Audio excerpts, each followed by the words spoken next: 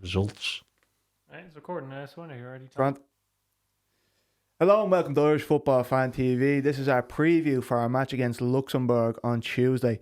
Paul, we're coming off a decent result at home against Senegal, going into a match against maybe slightly lesser opposition, definitely slightly lesser opposition. This again, maybe we look to experiment a bit more. Yeah, I would hope so. I hope that we see some of the players that were uncapped that have been called up. And I wouldn't mind seeing a start for like Killian Phillips. I think a start would be nice to see it from him. I don't think we should experiment too much. I think maybe pull 3 players out, pull 3 players in. Like I wouldn't be pulling Honohan to start this one. John Patrick Finn. Just finish on my point about Finn. Honohan is that I'd keep Brady there, and then towards the end of the game, if I got a good result, bring him on for the last 20 minutes. That's what I think would be the best choice with Honohan. In terms of John Patrick Finn, yes, I would like to see him play, but who do you take out of the midfield, Smallbone or Knight? I just don't think you do that. I think if you go with a 3 like that, you keep Smallbone and you keep Knight in there, and you maybe take a Taylor out and you put Killian Phillips in or something like that. I think that's the only kind of viable way of looking at it. I wouldn't be against it, but he did say that Finn isn't ready. Yeah. He obviously thinks that Phillips is. So I think Phillips would be, for me, someone who needs to come in and be looked at. I would have McAteer playing again. I don't want to give in too much of the starting 11, but yeah, they're the kind of players I'd like to see. What about you? Yeah, I agree. I don't think wholesale changes. I think give the 2 goalkeepers a half each, Max O'Leary and Josh Keeley. I forgot them. The rest, I would say, on the one hand, I'm kind of torn because I'd like to see Festi get given a start because it's been a tough season. He's coming back to fitness. You'd like to see him get as much minutes as possible going into the qualifiers in autumn.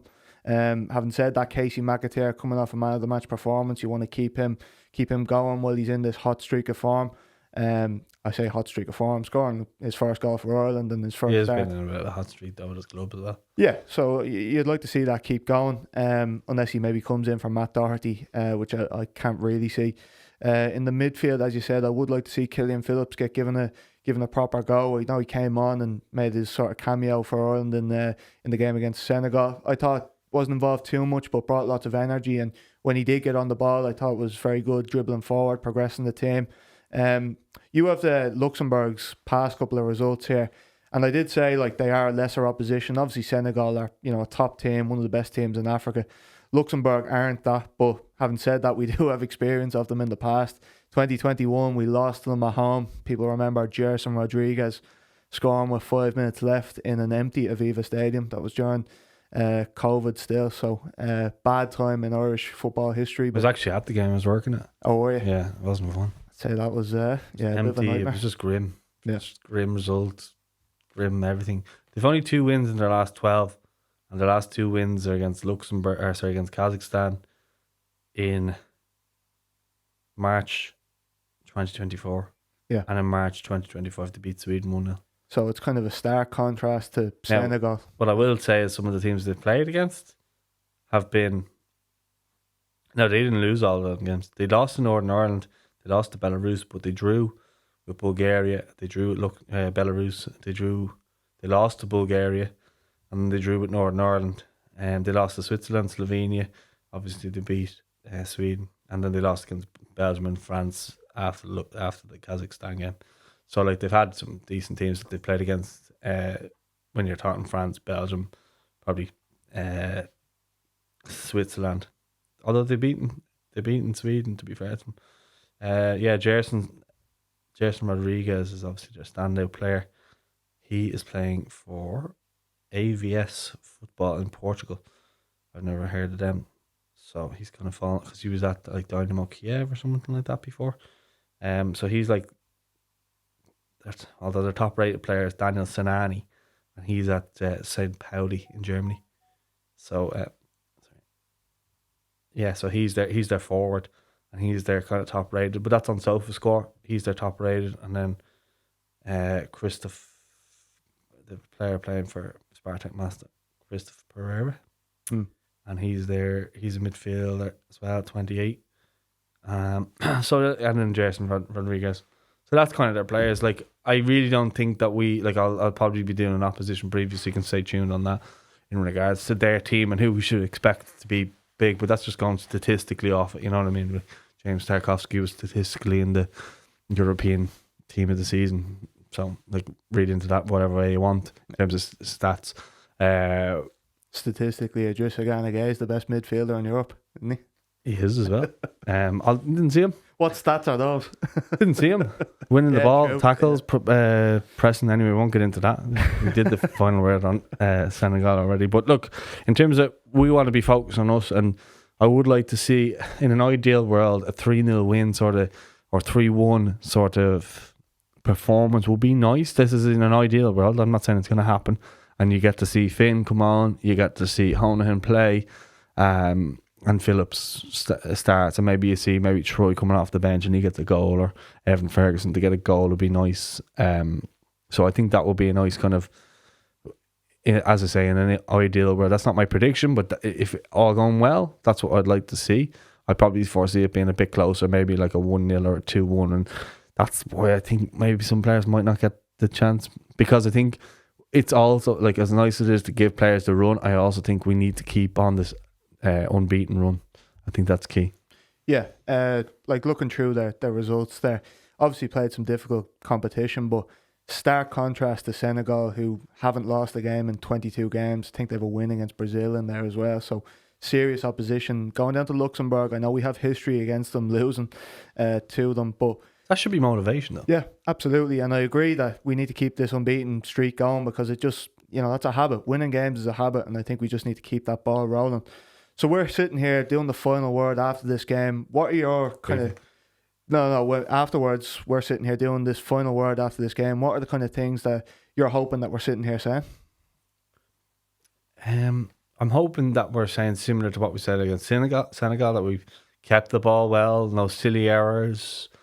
We are professional throughout. We keep our concentration, especially at the back, and that some of the players that we wanted to see have proven us right, I suppose. Yeah. Exactly that. I was going to say that the kind of players that we're looking out for, we kind of touched on it in the review of the final word of the Senegal game, that we're kind of building a squad here, that Hamer likely has a decent idea of what a starting 11 is, and that you need to build a squad out around that. The players like, Casey McAteer, who really impressed against Senegal. Other players like Killian Phillips, hopefully Will Smallbone coming back into the fold, can impress enough to win over Hamer's trust, that when we do start playing the big games, the qualifiers in September, that they can be relied upon as well, and that we don't just have 11 players that we're kind of, relying on. That's what I'm hoping to see. So I know John Patrick Finn, we've kind of mixed reports about him. I'm not going to claim to watch every Rem game. I know they got relegated, and that he impressed when he first came in, maybe tailed off slightly towards the back end of the season. We've heard Hamer's comments that he's kind of unsure of his levels at the moment. Not overly critical of him, but just kind of tempering expectations, I would say. I mean, I don't want to say like he's going to come in and be an absolute wonder kid, but I'm hoping he comes in and shows that he's at least at the level where he can provide valuable minutes for Ireland. Yeah, I do think that if you're looking at it though, I'm a lot more excited now to see Killian Phillips than I am to see John Patrick Finn. Yeah. And that's based off the way they both finished the season. Yeah, you wouldn't have been talking about Killian Phillips to come into the national team in January, but you would have been talking about Finn, because he'd obviously done well. We saw him against PSG, and he'd done a good cameo. But he's already said that, he has areas in which he needs to improve on. So hopefully he goes away and he can improve. He might get a move. The fact that they've been relegated to League 2. Duh. Yeah, duh. But yeah, the fact that they moved there, or that they've been relegated, he might get a move. I don't know. It might be in his contract or something like that. But he needs to, we need all our players playing in the highest leagues of the countries that they're playing in. And League 2 is not where we want our players to be. I don't know what the comparison is that to, say, maybe the League of Ireland or the Championship or something like that. Because is there a better midfielder in the Championship who's playing than a young lad who's playing the second tier of the French league? Because I just think that our players should be playing as high as possible at every level. Yeah, I agree with you to an extent. I think John Patrick Finn was the kind of shiny new toy, and I'm not writing him off or anything because we haven't seen him. That's the thing, and there's no better time to kind of see a player like that than one of these games. But I will say, Killian Phillips, he mightn't be the sexiest name, but he's come in and been a really important player for St Mirren this season. He's been one of the most informed Irish players in Scotland this year, and has popped up with some big goals, has popped up with some big performances. I think back to that game against Rangers, I think won man of the match in that game and really shone. So I am looking forward to seeing him because I think he did well. I know he wasn't too involved in the Senegal game, but I think he did impress in that game. Yeah, he did. But I think just with Finn, I think it's the fact that I trust Hamer. Yeah. And he's honest. And he was just straight up honest with his thoughts on him publicly, which I thought was interesting. You wouldn't hear other managers saying that. So it did dim expectations of Finn instantly when he said that. So I was like, okay, well, let's not put any pressure on this young fella. Killian Phillips looks like a fellow who can handle the pressure, in my opinion, and he looks like a player who's going to grow with this team. And I think he could be one of these kind of surprising, shining lights going forward. Now, he hasn't done anything amazing or anything like that, but when he did come on, I remember he made a good tackle over on the right-hand side. When he did come on, he won the ball, and he just kind of showed me that's the type of players. I would say Everton fans and Irish fans are similar in that they love a fellow who can win a tackle, and sometimes a tackle like that can shift the momentum in a game. But the fans get up if they see someone who's really putting their body on the line for the team. We've seen it so often in the past. Well, maybe not in your generation, but definitely in mine. We used to have players who put their body on the line all the time, and it used to get the crowd up. And that's when the fans and the players had such a really good bond. And the Aviva used to be Lansdowne Road, same place, just different name. And it used to be a really intimidating place for any country to come and play, and nobody used to like playing us. I hope we can get back to that sort of thing, and Killian might be one of those players who opposition players just hate because he just doesn't go away, and he's a unit of a fella as well. So look, I think the most important thing is tomorrow or Tuesday is performance and who can show that they're ready to step into someone's shoes, because obviously like Phillips and Finn, they're not the finished article at the same time, but can they be ready to step in if a Jason Knights pulls out or a Will Smallbone? Can they be ready?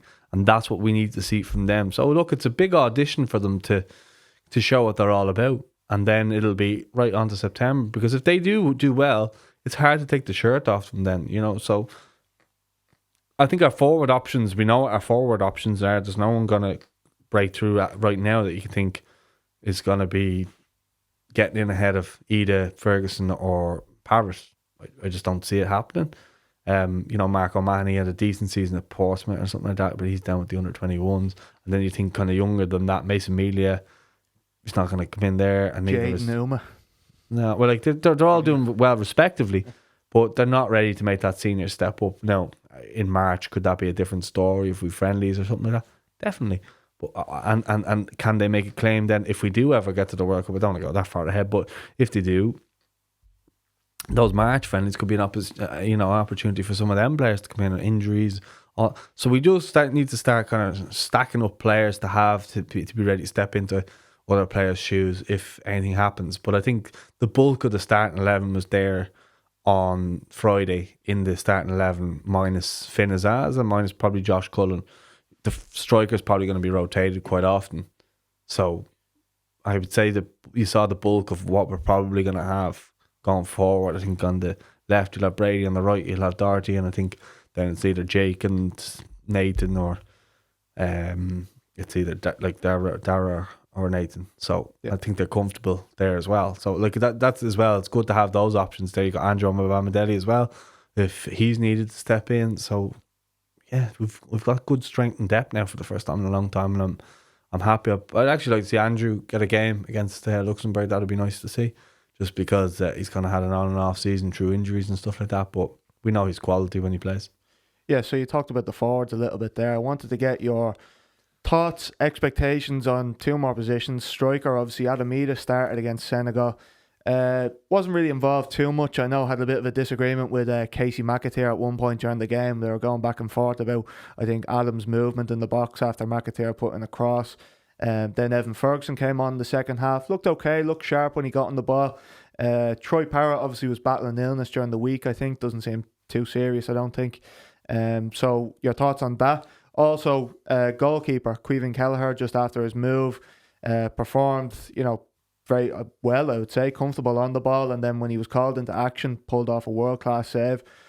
Brilliant from him, but I would say this match is a chance to experiment with Max O'Leary, who is a talented goalkeeper. I know struggled towards the back end of the season with Bristol City, but is by all accounts a very talented goalkeeper. And then Josh Keeley, who absolutely shined for Leyton Orient, who made the playoffs and unfortunately didn't go up, but a chance for them as well.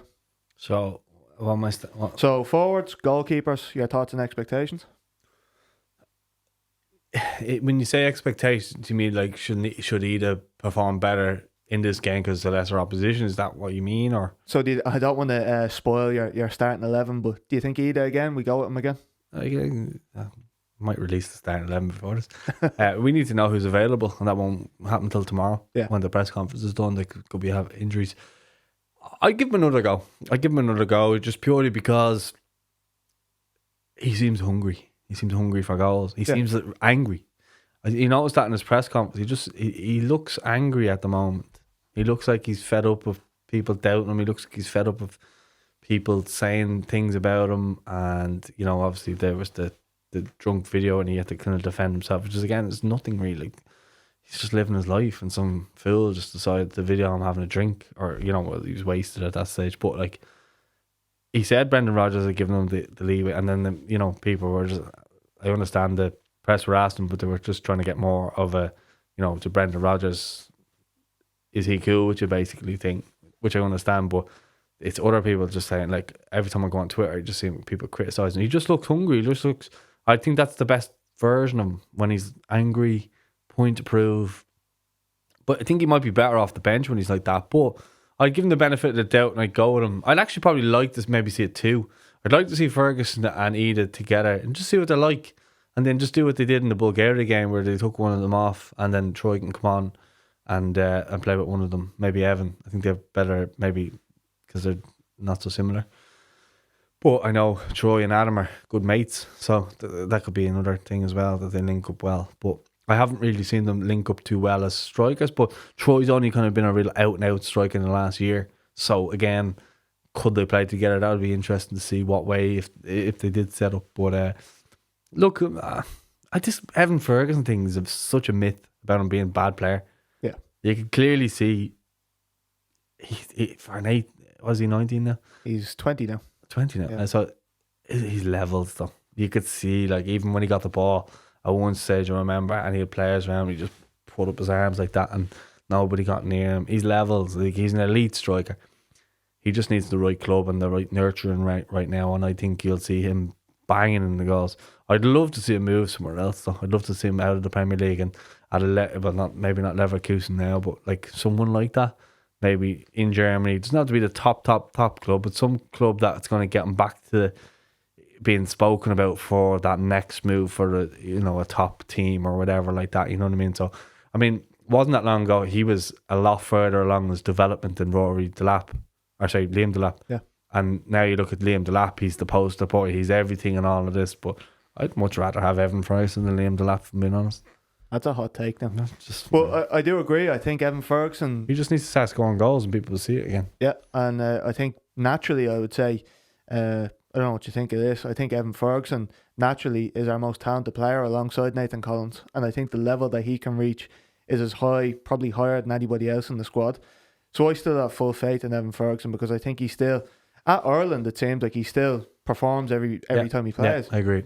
The other thing I agree with that I want to touch on, you made the point that Adam Ida, he just seems like he has this hunger in him right now, and I completely agree, because he's had to answer these questions about, Celtic still wanting to sign another striker, speculation about Kyogo coming back, and Brendan Rodgers mightn't have the full trust in him or whatever. He's having to answer questions about the night out, and I thought his answer on that was brilliant, saying, look, I'm only human, I go out like everybody else. I'm not a robot. Yeah, so I thought that was a great kind of hit back at that.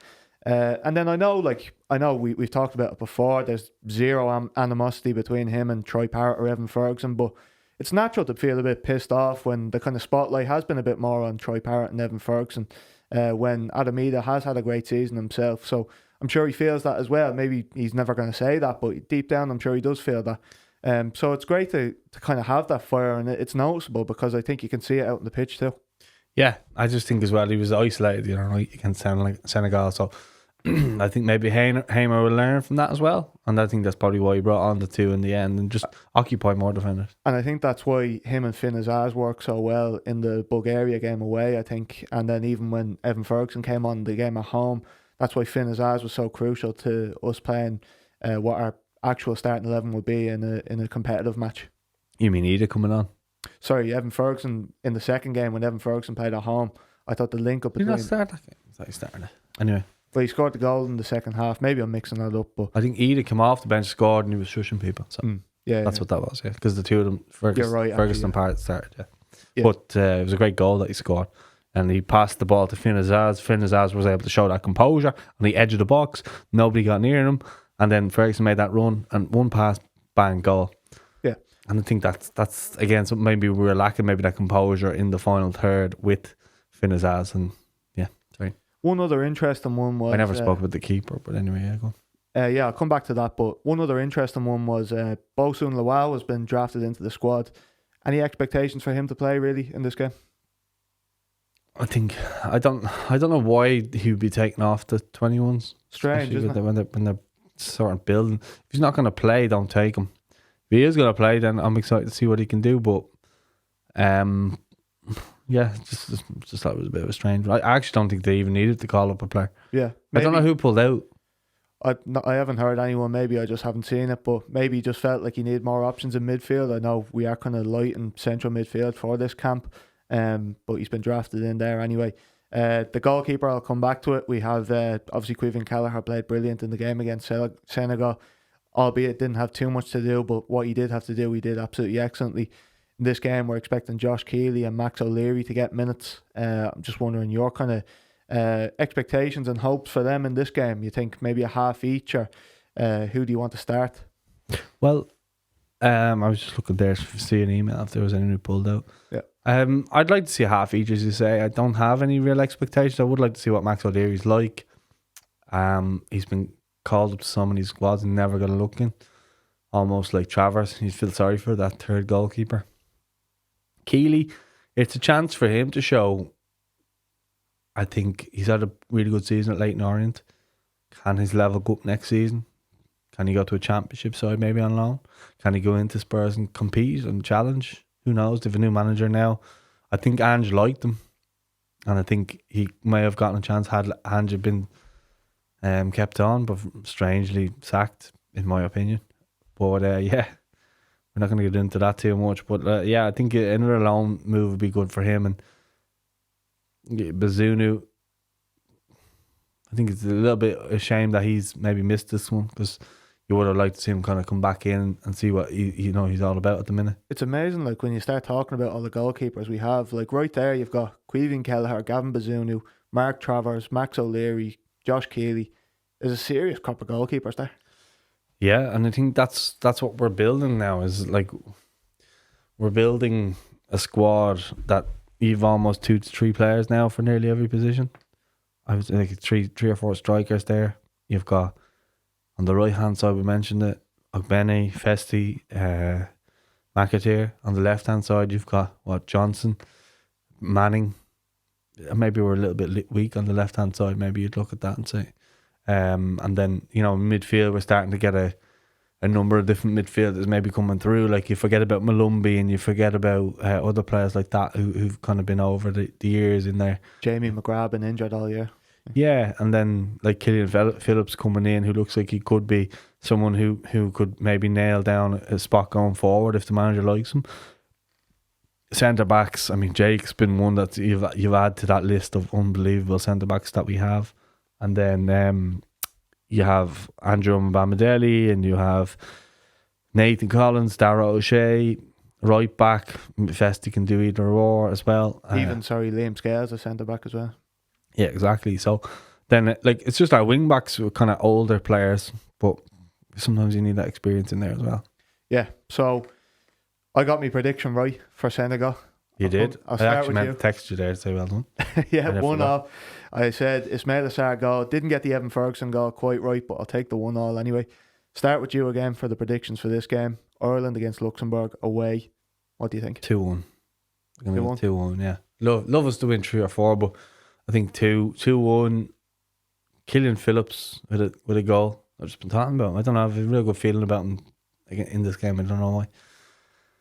And Adabid. Yeah. Again, another person who I want him to show that fire and finish the season on a high. Yeah. I think I went optimistic last time. I think I'm going to do it again. You said 3-0. I'm going to go with that. I'm going to say Adam Ida gets 2, and I think Will Smallbone gets 1. I think he was threatening to get one in the Senegal game. I think he might actually get one in this one. 3-0, okay. You heard it here first. Right, so we are the Predictions Fan TV.